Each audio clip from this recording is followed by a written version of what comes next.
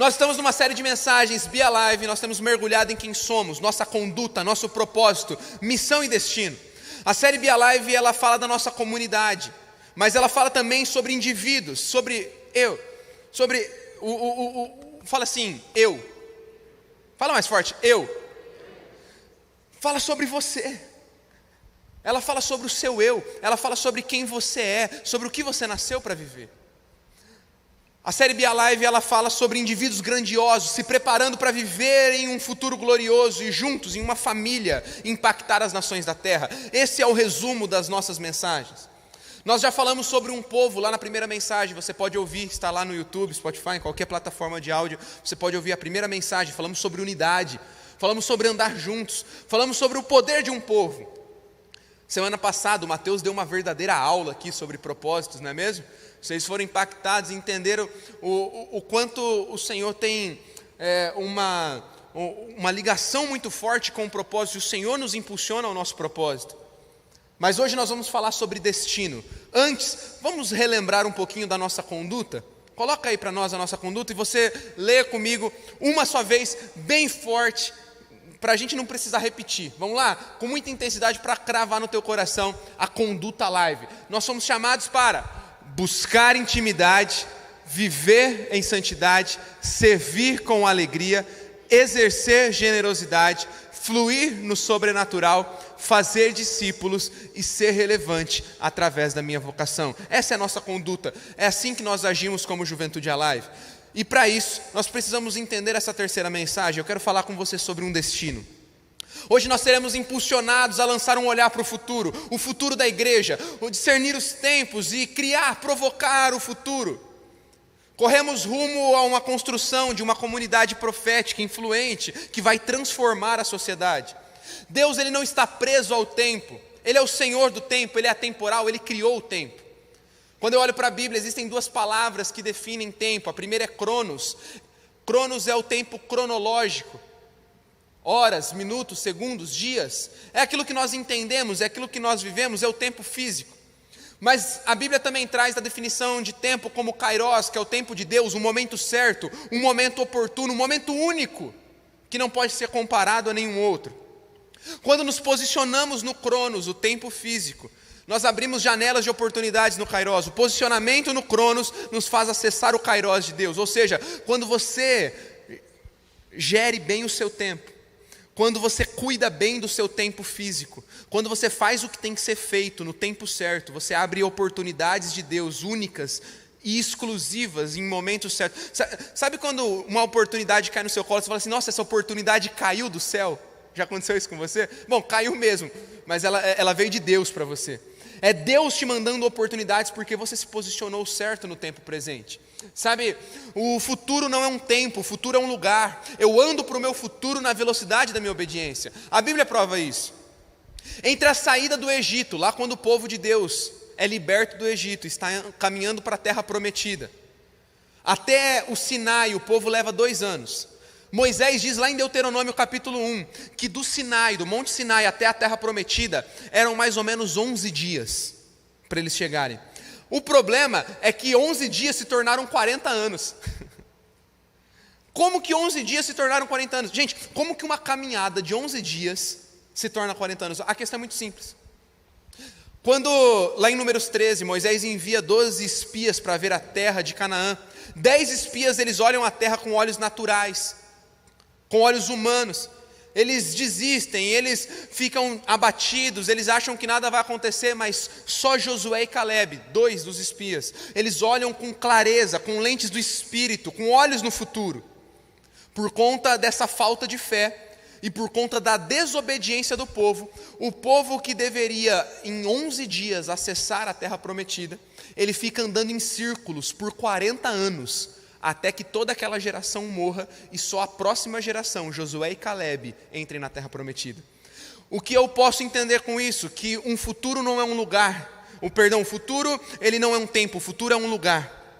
Não existe um tempo certo para o futuro. Não existe um tempo certo para eles entrarem na terra prometida. O tempo de entrar na terra prometida dependeria exclusivamente da obediência deles. Se fossem obedientes, 11 dias. Por conta da desobediência, 40 anos. Talvez tua desobediência e a tua falta de posicionamento está atrasando você para o teu futuro. Já pensou nisso? Isso é muito sério. A sua obediência vai te levar para mais próximo do teu destino. Eu tenho falado sobre isso. A gente falou sobre o ser um povo, a gente falou sobre ter um propósito, mas a gente precisa entender que a gente tem um destino. E para a gente chegar no nosso destino é necessário obediência. Fala comigo, obediência. Eu tenho 3 chaves para você nessa noite, bem rápidas. 3 chaves para o teu destino. Anota aí, 3 chaves para o meu destino. 3 chaves para o meu destino. Eu quero falar rapidinho com você. Vamos lá. Primeira chave, você precisa olhar para o futuro. Primeira chave, você precisa olhar para o futuro. Isaías 43:19, vejam, estou fazendo coisa nova, ela já está surgindo. Vocês não reconhecem? Até no deserto vou abrir um caminho e riachos no ermo. Olha essa expressão, vocês não a reconhecem? A chave que o texto nos traz é reconhecer o que Deus está fazendo. Deus está se movendo ao redor da história. Deus sempre dirigiu os tempos e as estações. A chave para mim e para a tua vida é olhar para o futuro e entender o que Deus está fazendo. O problema é que às vezes Deus está fazendo e a gente não reconhece. O problema é que Deus está nos mostrando novas tendências e a gente está ficando para trás, porque os nossos olhos estão aqui, no presente. A Bíblia fala para a gente olhar para as coisas que são do alto, e olhar para as coisas que são do alto é olhar para aquilo que o reino de Deus está nos falando sobre o tempo. O reino de Deus, ele te ajuda a antecipar tendências, a viver coisas antes que os outros. Só quem olha para o futuro não fica preso no passado e preso no presente. Sabe, quando o Steve Jobs, fundador da Apple, lá no lançamento de um dos primeiros iPhones, ele acenou que a partir de agora os celulares teriam a tecnologia do GPS.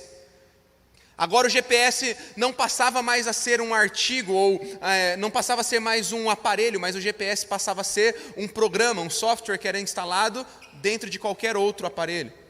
Antigamente o pessoal andava com GPS no carro, né? Era o aparelho GPS, o cara comprava o aparelho GPS.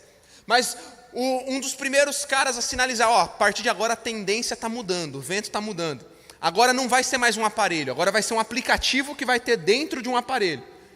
O GPS vai ser um aplicativo, um software dentro de algo. Foi o Steve Jobs. Nessa época, quando ele acabou de anunciar isso, a Nokia era uma grande potência. E era uma das maiores indústrias e uma das maiores empresas no ramo da telefonia móvel. Ela foi e comprou por bilhões uma empresa chamada Navitec.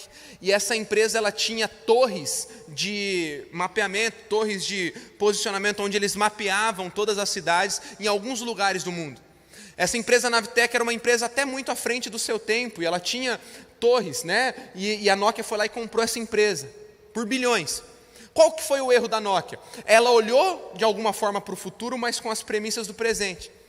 Ela investiu bilhões em algo que talvez já poderia estar sendo ultrapassado. Nessa mesma época, surge uma startup israelense, chamada Waze. E com certeza você conhece hoje essa startup. Essa startup, ela decide não olhar com os olhos no presente, mas os olhos no futuro. Eles não tinham tanto dinheiro como a Nokia tinha, bilhões para comprar a Navitec.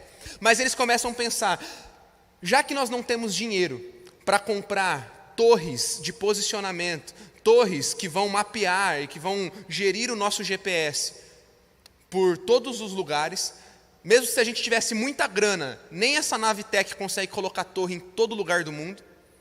E se a gente fizer cada um dos nossos usuários como uma torre? Então os nossos usuários vão colocar onde tem polícia, onde tem radar, onde tem engarrafamento, onde tem problema na pista, e cada um dos nossos usuários vai ser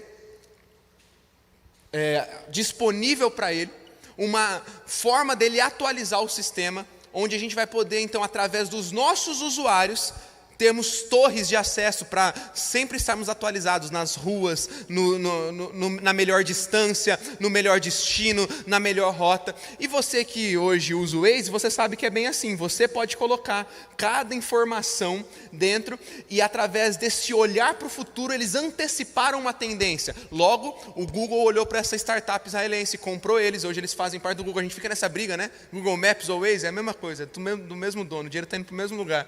Mas um dia alguém olhou para o futuro, um dia alguém olhou para uma tendência que ainda ninguém tinha olhado, e eles anteciparam uma tendência. Eles conseguiram se tornar uma maior potência do que os seus contemporâneos, porque eles não olharam para aquilo que já existia, eles olharam para um futuro que haveria de vir, e eles geraram expectativa em torno disso. A Bíblia vai nos ensinar a olhar para o futuro. A Bíblia vai nos ensinar a entender o que Deus está fazendo no curso da história. O problema é que existe uma visão correta do futuro e uma visão equivocada do futuro. Existem pessoas que falam assim, cara, como que eu vou olhar para o futuro? O mundo está indo de mal a pior, Giovanni. Você não está vendo tanto de porcaria que está acontecendo? Não tem mais esperança para a nossa sociedade. Não tem mais esperança para o nosso futuro. Talvez você seja daqueles fatalistas que dizem, nossa, meu filho vai viver na pior época da humanidade. Não, deixa eu te falar, o mundo está em constante evolução. E eu creio no futuro. Billy Graham disse, eu li o último capítulo da Bíblia e eu vi que tudo acabará bem. Deixa eu te falar, a sua Bíblia, a palavra de Deus fala que o futuro é glorioso. E por isso eu posso crer que há esperança para o futuro e eu preciso olhar para o futuro. Você precisa olhar para o futuro com olhos de esperança. Você precisa estar sempre à frente. Você precisa ser um inconformado. Se a sociedade anda de mal a pior, você precisa começar a declarar que os teus filhos viverão em um país muito melhor. Eu preciso manter esse olhar no futuro. De acordo com a consultoria KPMG de vida profissional, um líder que não se atualiza constantemente, ele desvaloriza 20% ao ano e em 5 anos ele está fora do mercado de trabalho. Atualização não é uma opção, é um imperativo. Você precisa olhar para o futuro. Você precisa olhar para o futuro. Segunda dica, segunda chave para você. Você não precisa apenas olhar para o futuro, mas você precisa provocar o futuro. Efésios 5, 15 e 16 vai dizer o seguinte: portanto, tenham cuidado com a maneira como vocês vivem. E vivam não como tolos, mas como sábios, aproveitando bem o tempo, porque os dias são maus. Essa expressão, aproveitando o tempo, ela, no grego original que ela foi escrita, é exagorazo. E exagorazo quer dizer remir ou redimir. Remir ou redimir foi exatamente o que Jesus Cristo fez na cruz por nós. Assim como Jesus redimiu a nossa vida na cruz, eu e você somos chamados para remir o tempo. Eu e você somos chamados para mudar o tempo. Porque se nós não redimirmos o tempo, se nós não transformarmos os tempos nos transformarão. É por isso que Romanos fala para a gente não se amoldar ao padrão desse mundo, mas renovar a nossa mente segundo a mente de Cristo. A gente não pode se conformar, o mundo está assim mesmo. São tempos difíceis. Quando nós declaramos que os tempos já estão difíceis, nós não estamos redimindo eles. Nós somos chamados para transformar tempos difíceis em tempos fáceis. Nós somos chamados para influenciar e não sermos influenciados pelo tempo. Nós somos chamados para provocar o futuro. J.B. Carvalho diz que um profeta não apenas prevê o futuro, ele provoca o futuro. Existem muitos profetas por aí que estão todos empolgados porque descobriram que o dom profético você prevê o futuro. Não, o maior profeta é aquele que provoca futuros. É por isso que eu quero, através do Alive Livre, através da Juventude Alive, através dos clubes que nós estamos lançando hoje, sonhar que nós vamos provocar futuros. Nós vamos provocar um novo futuro para o Brasil. Nós vamos provocar um novo futuro para a nossa nação. Nós vamos provocar um novo futuro para a sociedade. Porque nós vamos redimir, nós vamos transformar os tempos. Crie futuros, estabeleça tendências, olhe para o futuro e seja alguém à frente do seu tempo. Eu falava com alguns líderes agora há pouco, antes do culto. Essa semana eu fiquei tão chocado de como os nossos adolescentes e crianças estão sendo influenciados para o mal, influenciados por princípios totalmente fora e longe da palavra de Deus. Mas deixa eu te falar, eu e você vamos provocar um novo futuro para as nossas crianças. Você pode sonhar com um futuro melhor para os teus filhos. Talvez você nem pensou ainda nisso, mas um dia certamente você irá casar, um dia certamente você irá ter filhos. E eu quero dizer que você vai provocar um futuro melhor para cada um deles, porque os nossos filhos viverão numa nação melhor do que a que nós estamos vivendo hoje. João 4,35, vocês não dizem daqui a 4 meses haverá colheita? Eu digo a vocês, vejam, os campos estão prontos, maduros para a colheita. Uau, eu amo isso aqui, olha só, presta atenção no que eu estou falando aqui, olha o que Jesus está falando. Jesus está falando, vocês dizem, daqui 4 meses haverá colheita, mas eu estou dizendo, os campos estão prontos para a colheita. Uau. Existem 2 perspectivas, o que eu digo, o que Jesus diz. Eu fico com o que Jesus diz. E se os meus olhos estão falando que vai demorar para mudar, Jesus está falando, os campos estão prontos. Vão e façam discípulos de nações, discipulem o Brasil, porque o Brasil está pronto para uma grande colheita. O Brasil está pronto para uma grande colheita. Jesus está nos ensinando a não olhar com os olhos naturais. Talvez existem coisas que você imaginou que demoraria muito, mas Deus está acelerando. Talvez você pense que tenha perdido muito tempo, e eu não sei quanto tempo você perdeu, mas eu sei o quanto Deus quer te acelerar para o teu futuro, e o quanto Deus quer nos acelerar como jovens, para mudar a realidade dessa nação. Ele é atemporal, Ele está no futuro. Jeremias 29:11, porque eu sou aquele que conhece os planos que tenho para vocês, planos de fazê-los prosperar e não causar dano, planos de dar a vocês esperança e um futuro. Fala comigo, um futuro. Me ajuda aí, fala um futuro. Um futuro, só tem um futuro. Sabe aquela parada do Doutor Estranho? Quantos futuros a gente ganha? Um. Só existe um futuro e Deus já está lá. Por isso que eu confio que meu futuro está guardado nas mãos dEle e eu posso continuar crendo no amanhã. Mas em terceiro e último lugar, nós não somos chamados apenas a olhar para o futuro, a provocar o futuro, mas também a liderar o futuro. Fala comigo assim, olhar para o futuro. Me ajuda aí, gente, vamos lá. Olhar para o futuro, provocar o futuro, liderar o futuro. Hoje se fala muito de inteligência financeira, emocional, empreendedor, investidor espiritual. Nas redes a gente vê gente ensinando, aprendendo sobre esses temas, no preço que quer, da forma que quer, no tempo que quer. Mas isso aqui não é um produto, isso aqui é uma oportunidade para a gente discipular nações, porque a gente vai falar desses temas. Deus nos chama para liderar os tempos e não sermos apenas espectadores. Transformar os tempos é assumir uma posição de protagonista. Juventude Alive, você é protagonista da história. Alguns entenderam, Juventude Alive, você é protagonista da história. Na linha do tempo, na história a igreja protagonizou os maiores eventos e avanços da sociedade, criando universidades, hospitais, escolas, lutando contra regimes totalitários, escravidão, preconceito, pobreza, fome. A igreja fez tudo isso. Eu vou falar algumas coisas para você que talvez você não faça ideia, mas sabia que o Calvino foi aquele que criou a primeira escola pública do mundo? Sabe qual que era a motivação de Calvino? Fazer as pessoas aprenderem a ler a Bíblia. Se hoje temos escolas públicas, foi por conta de Calvino. Sabe quais são as 12 melhores universidades do mundo? Eu vou citar elas para vocês aqui.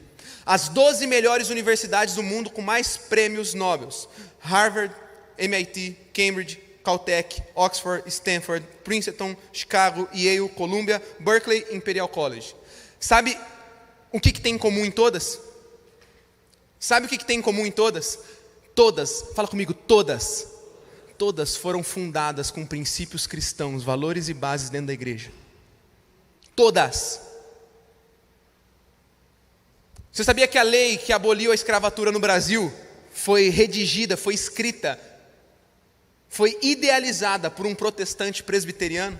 A Lei Áurea, que é tão conhecida, ela foi apresentada formalmente ao Senado Imperial por um cristão presbiteriano chamado Rodrigo Augusto da Silva, em 11 de maio de 88. Ela foi debatida nas sessões da Câmara, no Senado, e depois ela foi convertida em lei, alguns dias depois, e aí sim com a assinatura da princesa Isabel. Um cristão presbiteriano. Martin Luther King colocou a igreja em posição de protagonista, lutando contra o preconceito racial nos Estados Unidos. A igreja sempre fez os melhores e maiores trabalhos nas penitenciárias, em assistência às famílias e também na reinclusão na sociedade, né, no pós-pena. A sua igreja, a Igreja Amor e Cuidado, tem um projeto social que atende a centenas de famílias diariamente e é reconhecido em âmbito nacional, contando até com um prêmio da UNICEF. Você sabia disso? Mas quem faz projeto social é a galerinha da lacração, não é a sua igreja. Deixa eu falar, a igreja sempre liderou os tempos, a igreja sempre protagonizou a história, e aí não vai parar, a gente vai continuar. Daniel 2:21 diz que Deus muda o tempo e as estações, remove reis e estabelece reis. Ele dá sabedoria aos sábios e entendimento aos inteligentes. Revela o profundo e escondido e conhece o que está em trevas, e com ele mora a luz. Eu e você vamos protagonizar a história, porque nós somos igreja, a igreja é vitoriosa e a igreja termina vencendo. Eu li o final da Bíblia diz que a igreja vence, a igreja é triunfante, a igreja é vitoriosa, e nós vamos liderar os tempos. Eu quero terminar falando com você sobre o efeito Bilbao. Já ouviu falar sobre o efeito Bilbao?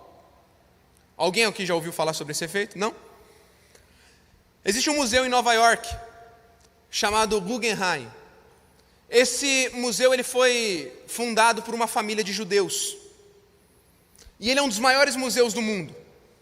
Na década de 90, esse museu decidiu expandir a sua influência e levar uma sede,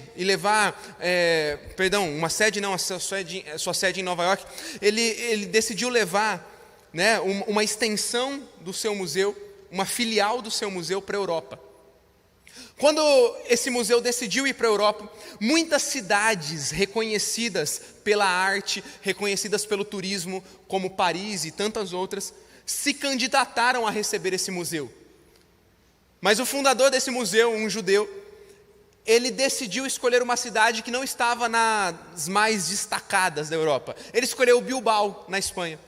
À época, essa cidade vivia uma crise na indústria metalúrgica, crises profundas na sua economia, mas a ida desse museu para lá gerou novas possibilidades na economia, novas oportunidades, mais criatividade na cidade e mais vontade nos seus moradores de buscarem a inovação, a criatividade, a inventividade.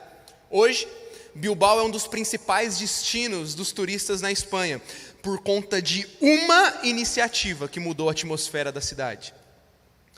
Deixa eu te falar, alguns chamam de efeito Bilbao, mas isso aqui já era bíblico. Eu e você podemos mudar ambientes com uma só iniciativa. Deus está levantando na Juventude Alive, Deus está levantando no Alive Livre, pessoas que vão fazer uma só iniciativa, que vão mudar todo o curso da história. Vocês vão desenvolver pesquisas, vocês vão desenvolver projetos, vocês vão ser os melhores vendedores, os melhores patrões e empregados, colaboradores e chefes. Vocês vão desenvolver novos métodos, novas formas de fazer o que sempre fizeram. Porque uma iniciativa pode mudar o curso da história de uma cidade.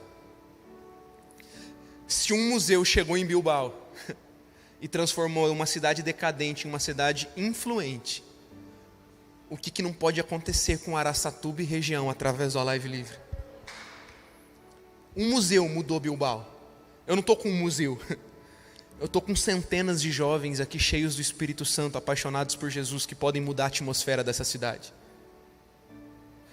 Eu estou com centenas de empresários, empreendedores, médicos, dentistas, psicólogos, educadores, pedagogos, juristas, advogados, futuros promotores, futuros juízes, produtores, artistas, designers, videomakers. Você vai mudar a história. Você vai mudar a atmosfera dessa cidade. Nós seremos o efeito Bilbao de Araçatuba. Eu estou aqui na frente de pessoas que serão os próximos pastores, líderes dessa casa. Eu sei que muitos de vocês também têm chamado para a esfera da igreja. Muitos de vocês vão ser levantados também nessa casa para serem enviados para abrir igrejas ao redor dessa nação. Deixa eu te falar, você precisa ser um efeito Bilbao na tua casa. Se a tua casa está em caos, você precisa ser um museu que se mudou para aquela casa e vai trazer novas tendências. Que tendência que é essa? A tendência do mercado? Não, é a tendência de paz na casa. Se a casa vive em guerra, você traz uma nova tendência, um novo modo de pensar. É paz na tua casa. Você é um agente que muda ambientes. Você é alguém que chega e traz os céus à terra. Você é alguém que chega e leva o reino de Deus para a sociedade. Você é um cara que chega e leva o reino de Deus para tua casa, o reino de Deus para tua faculdade. Deixa eu te falar, final do ano está chegando, o EAD está se finalizando. 22, vamos voltar para a pegada, né? Fevereiro de 22 você já vai estar dentro de uma sala de aula lá na tua universidade. E aí? Você é o efeito Bilbao da tua sala. Você é o camarada que chega na tua sala e muda o ambiente.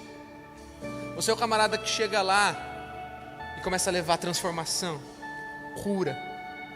Você é o efeito Bilbao. Deus está te chamando. Deus está te impulsionando a, diga comigo, olhar para o futuro. Mais forte, olhar para o futuro. Provocar o futuro. E agora bem forte, liderar o futuro.